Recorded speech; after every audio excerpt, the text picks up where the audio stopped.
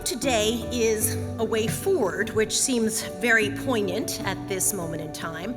I think it acknowledges the painful reality that has confronted communities and individuals for quite some time now. And yet, despite these devastating realities, there is hope. And we're going to see why today. So as we navigate these complex and challenging times, it reminds me of the words my grandfather once said. Success is not just for the few, it is for the many. But it's not a matter of chance, it is a matter of choice. Whether we are facing mounting challenges or moments of opportunity, the resolve to chart a way forward can inspire us to, in the words of Conrad Hilton, dream big, think big, and act big, as we work collaboratively to build a better future for our people and our planet.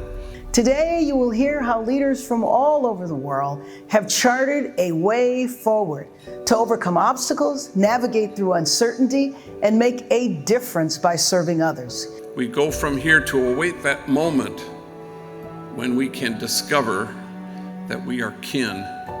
For systems change when people do, and people change when they're cherished.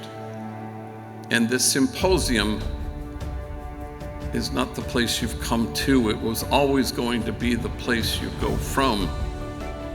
And you go from here to imagine a circle of compassion, and then imagine nobody standing outside that circle. The community health worker understands the language of the community, whether it is a health language, cultural language, or a religious language. We always say, as a coalition, we are a team, not a club. What does that mean? Well, clubs have a shared interest, teams have a shared mission. If it's awesome, let it blossom. If it showcases humanity, share it widely. Those are the kind of stories that will heal a wounded heart, and through these opportunities, we give and become the light. When a child needs to be kept safe and cannot live at home, kinship care is the state enabling that child to live with an extended family member or an adult that that child has already known, an adult who loves that child beyond a contractual agreement. And what we now know is that research is clear that when children are placed with kin, they fare way better, from mental health to graduating high school on time, and yet only 35% of young people in the foster care system are actually placed with kin.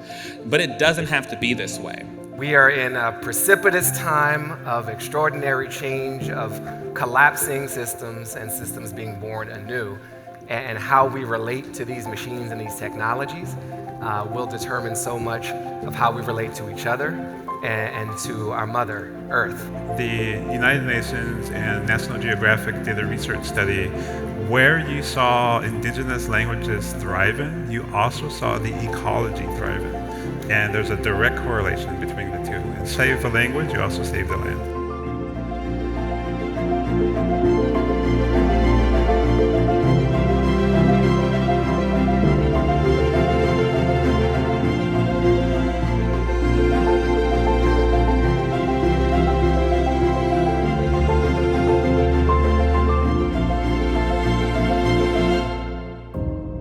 It is a privilege to share this space with Namante and to learn from her journey.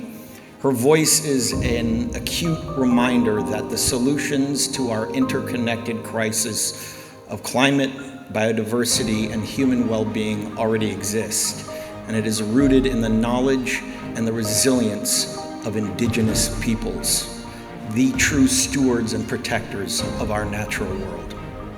So please join me in honoring the 2024 Hilton Humanitarian Prize recipient, Amazon Frontlines, with co-founders Namante Nkimo and Mitch Anderson.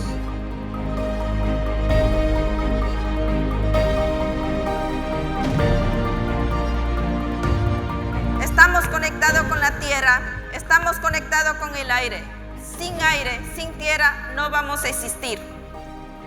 Entonces, para eso estamos aquí. Esto es mi perspectiva como mujer, porque yo vengo desde la selva para decir tan claro el mensaje: nosotros no somos destruidores, nosotros respetamos, nosotros amamos. At its core, it is about love. It is about building trust, learning to learn and unlearn. And we're so proud that the Hilton Foundation, that all of you here can see this, can see us. And so this prize is for all Indigenous peoples around the world and all Indigenous peoples in the Amazon that are fighting day in and day out. Let's join them. Let's work together. Thank you all with love.